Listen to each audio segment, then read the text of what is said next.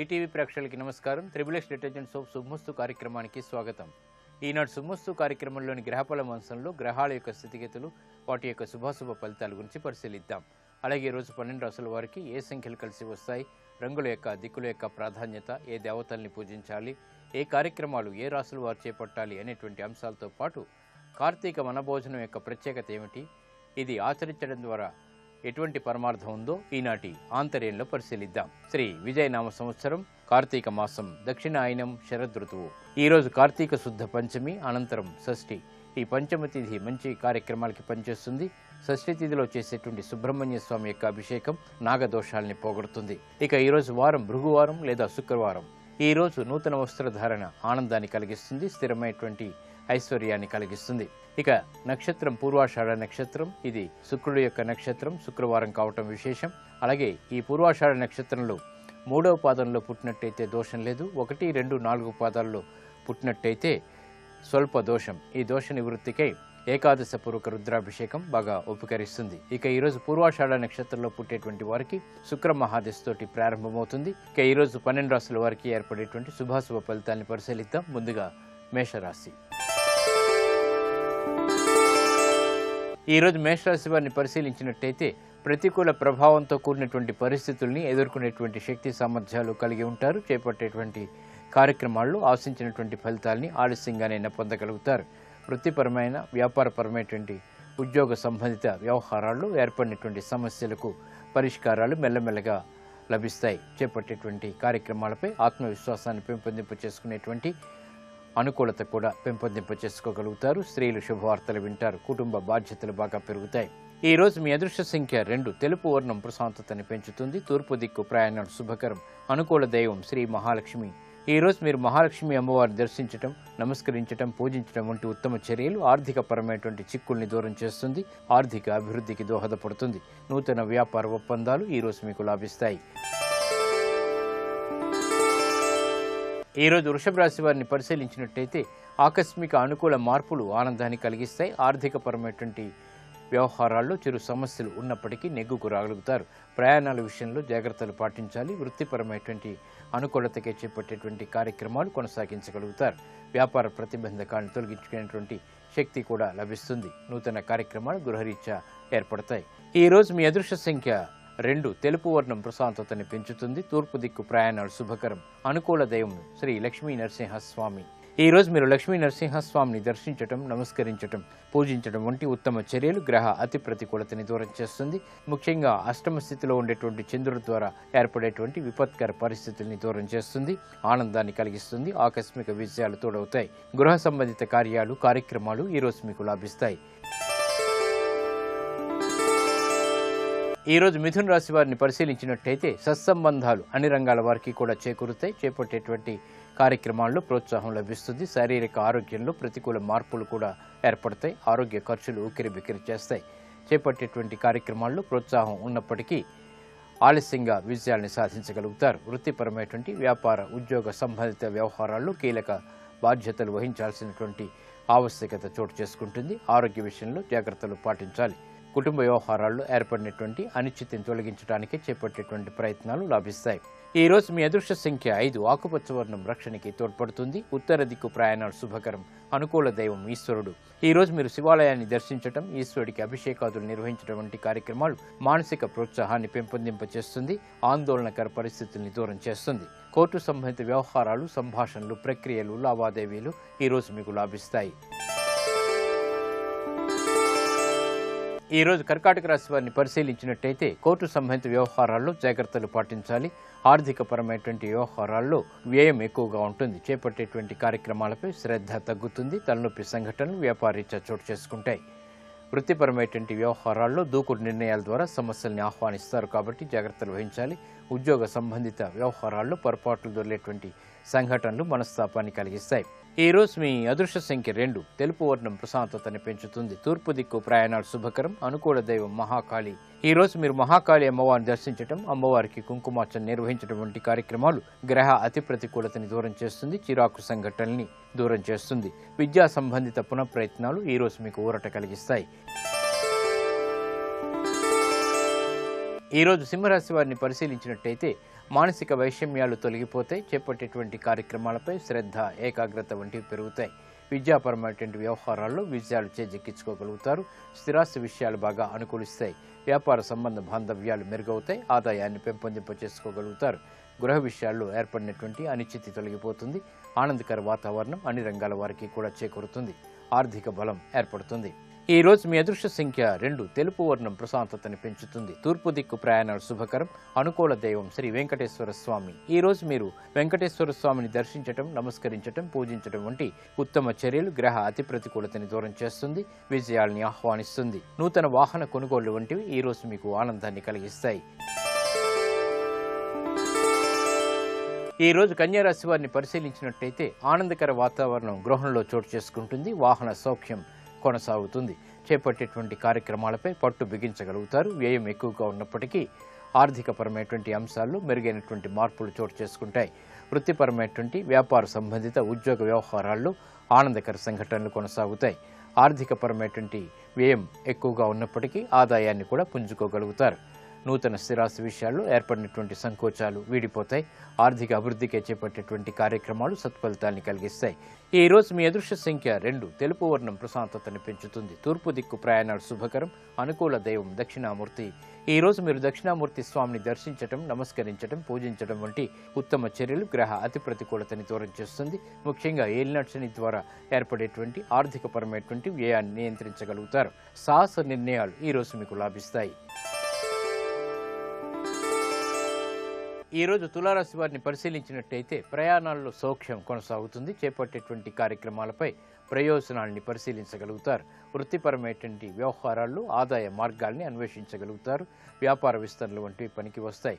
ఆత్మవిశ్వాసాన్ని పెంపొందింపచేసేటువంటి అదృశ్య సంఘటనలు గృహంలో చోటు చేసుకుంటాయి. పిల్లల విషయంలో అభివృద్ధి కొనసాగుతుంది. కుటుంబ బాధ్యతలు పెరుగుతాయి. అయినప్పటికీ సక్రమ నిర్వహణ కొనసాగించగలుగుతారు.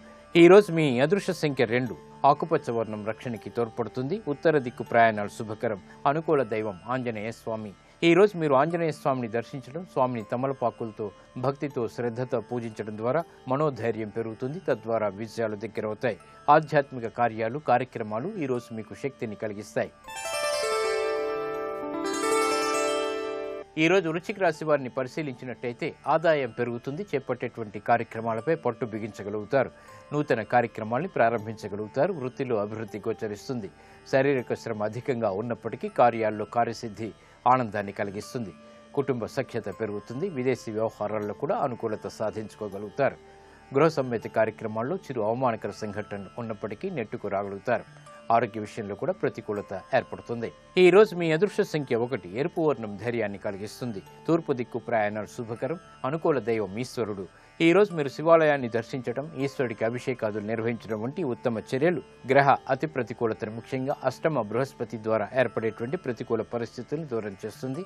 ఆదాయాన్ని పెంపొందింపచేస్తుంది. పెట్టుబడులు ఈ రోజు మీకు లాభిస్తాయి, కలిసి వస్తాయి. ఈ రోజు ధనుసు రాశి వారిని పరిశీలించినట్టయితే అలంకరణకి ప్రాధాన్యతనిస్తారు. శోభతో కూడినటువంటి కార్యక్రమ నిర్వహణ కొనసాగించగలుగుతారు. ఆసక్తికరమైనటువంటి అంశాలు, అనుకూల మార్పులు వ్యాపారరీత్యా చోటు చేసుకుంటాయి. వ్యాపారపరమైనటువంటి ఆర్థిక బలం చేకూరుతుంది. ఉద్యోగ సంబంధిత వ్యవహారాల్లో కూడా కీలక బాధ్యతలు వహించగలుగుతారు. అనిశ్చితి ఆర్థికంగా తొలగిపోతుంది. కుటుంబ పరిస్థితులు అనుకూలిస్తాయి. ప్రాధాన్యతను సంతరించుకోగలుగుతారు. ఆరోగ్యం పదిలం. ఈ రోజు మీ అదృష్ట సంఖ్య 9. పసుపు వర్ణం త్వరితగతిని శుభాల్ని కలిగిస్తుంది. ఈశాన్య దిక్కు ప్రయాణాలు శుభకరం. అనుకూల దైవం మహాకాళి. ఈ రోజు మీరు మహాకాళి అమ్మవారిని దర్శించడం, నమస్కరించడం, పూజించడం వంటి ఉత్తమ చర్యలు గ్రహ అనుకూలతని పెంపొందింపచేస్తుంది. ఆర్థికపరమైనటువంటి విజయాల్ని ఆహ్వానిస్తుంది. విదేశీ వ్యవహారాలు, సంభాషణలు, ప్రక్రియలు ఈ రోజు మీకు లాభిస్తాయి. ఈ రోజు మకర రాశి వారిని పరిశీలించినట్టయితే స్థిరాస్తి విషయాల్లో జాగ్రత్తలు పాటించాలి. ప్రయాణాల విషయంలో కూడా తత్తరపాటు సంఘటనలు లేకపోలేదు. ఆర్థికపరమైనటువంటి అనిశ్చితి కొనసాగుతుంది. దూకుడు నిర్ణయాల ద్వారా సమస్యలు ఎదురవుతాయి. కుటుంబ వ్యవహారాల్లో పేచీలు ప్రారంభమయ్యేటువంటి సంఘటనలు లేకపోలేదు. ఆరోగ్య విషయంలో కూడా ప్రతికూలత ఏర్పడుతుంది. ఖర్చులు ఉక్కిరిబిక్కిరి చేస్తాయి. ఈ రోజు మీ అదృష్ట సంఖ్య 9. ఎరుపు వర్ణం ధైర్యాన్ని కలిగిస్తుంది. తూర్పు దిక్కు ప్రయాణాలు శుభకరం. అనుకూల దైవం శ్రీ మహాగణపతి. ఈ రోజు మీరు మహాగణపతిని దర్శించడం, నమస్కరించడం, పూజించడం వంటి ఉత్తమ చర్యలు అష్టమ కుజుడు ద్వారా ఏర్పడేటువంటి విపత్తుల్ని దూరం చేస్తుంది. ప్రమాదాల నుంచి రక్షిస్తుంది. వ్యాపార ఆర్థిక నిర్ణయాలు ఈ రోజు మీకు లాభిస్తాయి. ఆకస్మికంగా కలిసి వస్తాయి.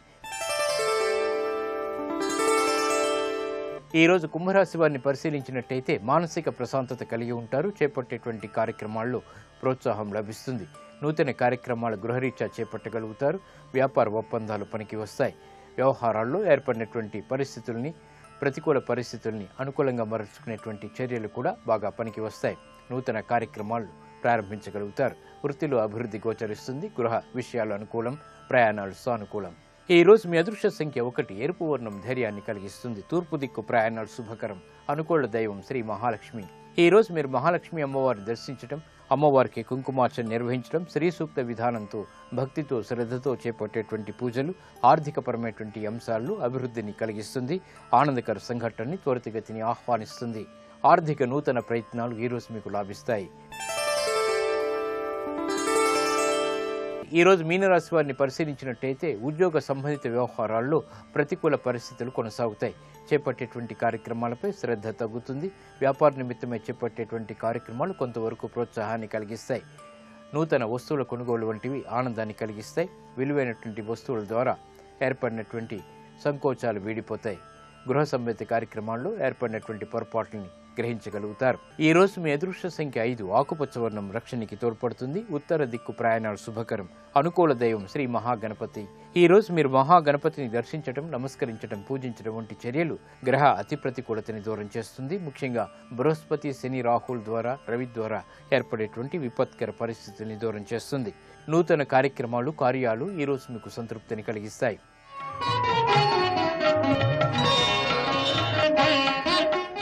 జీవితంలో ఏర్పడేటువంటి ప్రతికూల పరిస్థితులను తొలగించుకోవటానికి కార్తీక మాసంలో చేసేటువంటి ఆధ్యాత్మిక కార్యక్రమాలు బాగా ఉపకరిస్తాయి. అందులో వనభోజనం, దీపారాధన చాలా ముఖ్యమైనది. వీటి యొక్క విశిష్టత ఏమిటో పరిశీలిద్దాం. కార్తీక మాసంలో చేసే వనభోజనం ద్వారా పాప విముక్తులై విష్ణుధామాన్ని పొందుతారు. కార్తీక మాసంలో అన్ని రకాల వృక్షాలతో పాటు ఉసిరి చెట్టు కూడా ఉన్నటువంటి తోటలోనే వనభోజనం ఏర్పాటు చేసుకోవాలి. ఉసిరి చెట్టు కింద సాలగ్రామం ఉంచి గంధం, పుష్పం, అక్షతాదులతో పూజించి యథాశక్తి బ్రాహ్మణుల్ని ఆహ్వానించి గౌరవించి వారితో కలిసి భోజనం చేయాలి. ఇలా కార్తీక మాసంలో వన భోజనాన్ని ఎవరైతే నిర్వహిస్తారో వాళ్ళు ఆయా కాలాల్లో చేసినటువంటి సర్వ పాపాల నుంచి విముక్తిని పొంది విష్ణులోకాన్ని పొందుతారు. ఉత్తమ గతులు కోరేవారు ప్రయత్నపూర్వకంగా సరే కార్తీక వ్రతం ఆచరించాలి. లేదా కనీసం కార్తీక మహాస్యాన్నైనా భక్తి శ్రద్ధలతో వినాలి. కార్తీక మాసంలో విష్ణు సన్నిధిలో ఎవరైతే భగవద్గీత పారాయణ చేస్తారో వారి పాపాలన్నీ పటాపంచలవుతాయి. ఎవరైతే కార్తీక మాసంలో తులసి దళాలతో మహావిష్ణువుని పూజిస్తారో వాళ్ళు వైకుంఠానికి చేరి విష్ణు సమభోగాల్ని అనుభవిస్తారు. కార్తీక మాసంలో హరిహరులెవరి సన్నిధిలోనైనా సరే, ఏ పురాణాన్ని అయినా సరే ప్రవచించేవారు సర్వకర్మ బంధ విముక్తులవుతారు. కార్తీక మాసంలో చేసేటువంటి దీపారాధన కూడా ఉత్తమ ఫలితాన్ని కలిగిస్తుంది. ఇది నేటి ఆంతర్యం. ఇప్పుడు గ్రహయోగంలో గ్రహాల యొక్క స్థితిగతులు, ఈరోజు ముఖ్యంగా చేపట్టవలసినటువంటి కార్యక్రమాల గురించి తెలుసుకుంటారు. నేటి గ్రహయోగాన్ని పరిశీలించినట్లయితే శుక్రుడు శత్రుక్షేత్రమైన ధనుస్సు రాశిలో సంచరిస్తున్నాడు. శుక్రుడి యొక్క బలాన్ని పెంచి అనుకూల ఫలితాలను పొందటానికి కార్తీక మాస సందర్భంగా ఈరోజు స్త్రీలు తులసి కోట దగ్గర 5 ఒత్తులు వేసి నేతి దీపాన్ని వెలిగించి ఓం నందినీ దేవతాయై నమః అనే మంత్రాన్ని వీలైనన్ని సార్లు జపం చేయటం ద్వారా అన్ని కార్యక్రమాలలో విజయాన్ని పొందవచ్చు. ప్రధానంగా ఈరోజు సాయంత్రం లక్ష్మీదేవి చిత్రపటం ముందు ఉసిరిక దీపాన్ని వెలిగించి కనకధారా స్తోత్ర పారాయణ చేయటం ద్వారా సకల సంపదలు కలగటానికి ఆస్కారం ఉంది. అంతేకాకుండా ఈరోజు ఉసిరికాయ పచ్చటిని మీ తోటి వారికి పంచిపెట్టడం ద్వారా గృహంలో ఏర్పడేటటువంటి కుటుంబ కలహాలను తొలగింపజేసుకొని మానసిక ప్రశాంతతను పొందటానికి ఆస్కారం ఎంతగానో ఉంది. ఈరోజు అగ్నిదేవుణ్ణి స్మరించుకుంటూ ఓం జాతవేదాయ నమః అనేటటువంటి మంత్రాన్ని వీలైనన్ని సార్లు జపం చేయటం ద్వారా సమస్త సంపదలు కలిగి ఉద్యోగ వ్యాపారాలలో, ఆర్థిక వ్యవహారాలలో చక్కటి ప్రయోజనాన్ని పొందవచ్చు.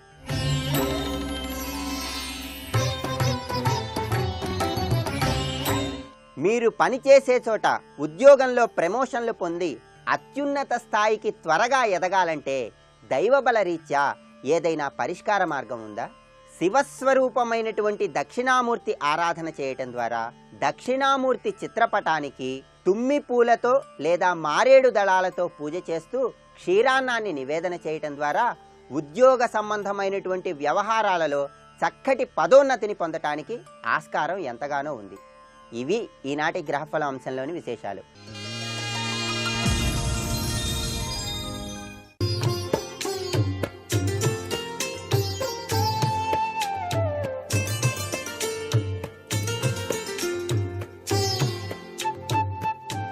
XXX డిటర్జెంట్ సోప్ శుభమస్తు కార్యక్రమంలో గృహబలం అంశానికి స్వాగతం. నాగపంచమి నాడు తప్పనిసరిగా ఒక బ్రహ్మచారిని గృహానికి పిలిపించి ఆ బ్రహ్మచారికి చక్కటి వస్త్రాల్ని దానంగా ఇచ్చి కడుపారా సంతుష్టికరమైనటువంటి భోజనం పెట్టి సాక్షాత్తు సుబ్రహ్మణ్యేశ్వర స్వామిగా భావన చేసి ఆ ఇంటి ఇల్లాలు సత్కరించినట్లయితే చక్కటి యోగవంతమైనటువంటి సత్సంతాన సౌభాగ్య అభివృద్ధికరమైనటువంటి ప్రభావం ఆ గృహంలో విరాజిల్లుతుంది అని శాస్త్రం.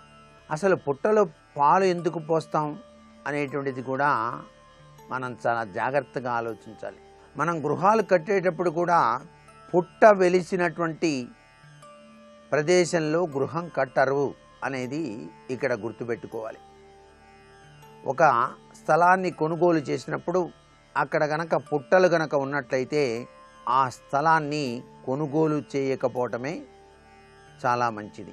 తెలియక పుట్ట ఉన్నటువంటి ప్రదేశంలోనే గృహం కట్టినట్లయితే కించిత్తు వాస్తు ప్రభావరీత్యా దోషమే కాకుండా ఆ గృహంలో నివసించేటువంటి వాళ్ళు కాలసర్ప దోషానికి కూడా గురి కావలసి వస్తుంది అని శాస్త్రం. అందుచేతనే ఒక స్థలాన్ని ఆచితూచి కొనుగోలు చేయాలని వాస్తుశాస్త్రం తెలియజేస్తోంది. ఈ పుట్టలో పాలు పోయటం వెనకాల అంతరార్థం ఏంటంటే, మనిషి భాష్యం పట్టు వేసి ఇలా కూర్చున్నప్పుడు వెనుక భాగం నుంచి కనుక చూసినట్లయితే పాము ఆకృతిలోనే కనిపిస్తుంది శరీరం అంతా. ఈ తల పాము తల్లాగా, ఈ శరీరం వెనక భాగం అంతా కూడా కుండలినీలాగా కనిపిస్తుంది. పాలు అనేటువంటిది జ్ఞానామృత తత్వం. ఈ పుట్టలో పాలు పోయటం అనేటువంటిది ఈ తలలో జ్ఞాన జ్యోతిని వెలిగించుకోండయ్యా అని చెప్పేసి చెప్పడంలో దాగిన పరమార్థం. ఈ ఆధ్యాత్మిక పరంపరాతత్వంలోనే నాగారాధన అనేటువంటిది తరతరాలుగా చరిత్రలో కూడా సుస్థిర స్థానాన్ని ఏర్పరచుకుంది. క్రీస్తుకు పూర్వం నుంచే నాగ ఆరాధన ఉండేది అనేది కూడా మనం గ్రహించాలి. అంతేకాకుండా నాగదోషం అని చెప్పేసి ప్రతి వాళ్ళు భావిస్తూ ఉంటారు. సంతానం కలగకపోయినా లేక ఉన్నతమైనటువంటి అభివృద్ధిలో ఆటంకాలు ఏర్పడుతున్నా వీరు వెండితో చేసినటువంటి నాగ పడిగను తమ యొక్క పూజా మందిరంలో ఉంచుకొని నిత్యం కూడాను అభిషేకార్చన చేసేటువంటి సత్సంప్రదాయం కనిపిస్తుంది. ఈ నాగపడిగ ఇంట్లో ఉన్నప్పుడు శివలింగానికి నాగపడిగను అలా ఆపాదన చేసి చక్కగా శివాభిషేకం కూడాను నిర్వహించేటువంటి విధి విధానం. అందున ఈ కార్తీక మాసంలో నాగపంచమి పర్వదినాన ఇంటిలో తప్పనిసరిగా శివాభిషేకం అనేటువంటిది పంచామృతాలతో నిర్వహించాలి. ఆ పంచామృత తత్వంలోనే విశిష్టవంతమైన ఆరోగ్యప్రదమైనటువంటి రహస్యం దాగి ఉంది. ఆవు పాలు, ఆవు నెయ్యి, ఆవు పెరుగు, తేనె, పంచదార ఇవన్నీ కలిపి స్వామివారికి అభిషేకం చేస్తాం.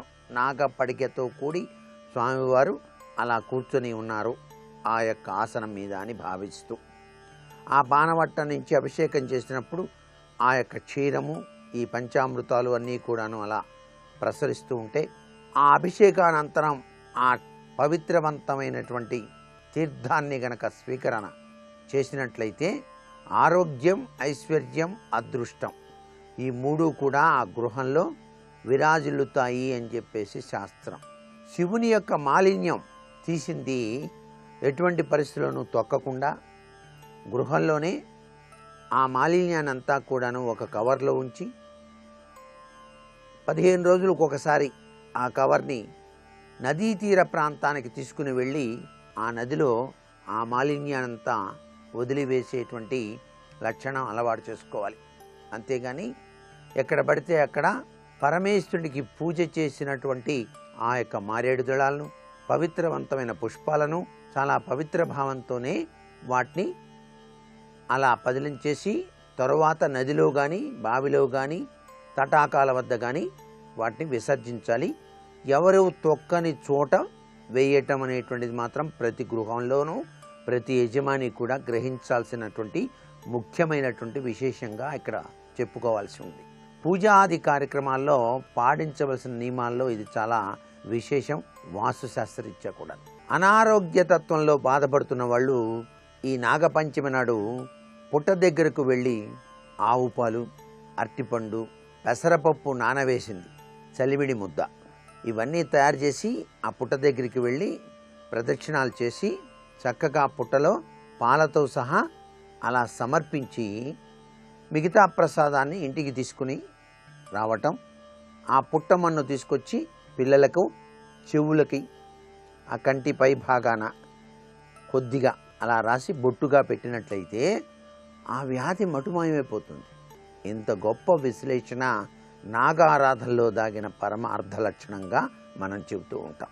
అలాగే సంతానం కలగనటువంటి వాళ్ళు జంట నాగుల యొక్క విగ్రహాన్ని తయారు చేయించి నాగప్రతిష్ఠ చేసేటువంటి సంప్రదాయం మనకి ఇప్పటికీ కూడా కనిపిస్తుంది. ఆ నాగప్రతిష్ఠ చేసిన తర్వాతనే సంతానేచ్ఛ సిద్ధించటం అనేటువంటి విశిష్ట తత్వాన్ని కూడా మనం ఇక్కడ గ్రహించాల్సి ఉంది. ఏది ఏవైనప్పటికీ ఇళ్లల్లో శివారాధన చేసేటప్పుడు నాగపడిగతో కూడిన శివుడు సర్వే సర్వత్రా కూడాను సుఖశాంతుల్ని ప్రసాదిస్తాడు అని చెప్పేసి ఇక్కడ గ్రహించాల్సిన విశేషాంశం. నేటి వాస్తు సందేహాన్ని గనక పరిశీలన చేసినట్లయితే నాగపంచమి నాడు ముఖ్యంగా గృహంలో ఆచరించవలసినటువంటి విశిష్ట లక్షణం ఏదైనా ఉన్నదా ఏమిటి అన్నది ప్రశ్న. నాగపంచమి నాడు ప్రతి ఒక్కరూ కూడాను ఆచరించవలసినటువంటి ముఖ్య సూత్ర ప్రాతిపదికలో సర్పసూక్త పఠనం అనేటువంటిది చాలా విశిష్ట లక్షణాన్ని ప్రసాదిస్తుంది.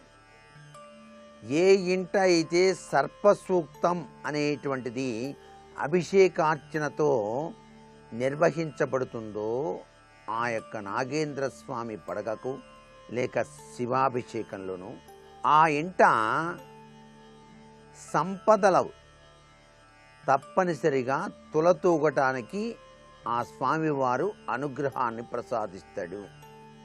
అంటే తెలియకుండా తెలిసి కూడా చేయనటువంటి పాపాలు ఏమన్నా ఉంటే అవి కూడాను పటాపంచలైపోవటానికి సర్పసూక్తం చాలా బాగా సహకరిస్తుంది. మరికొన్ని ముఖ్య విషయాలు మన్నాడు చెప్పుకుందామా? మరి సర్వే జనా సుఖినో భవంతు.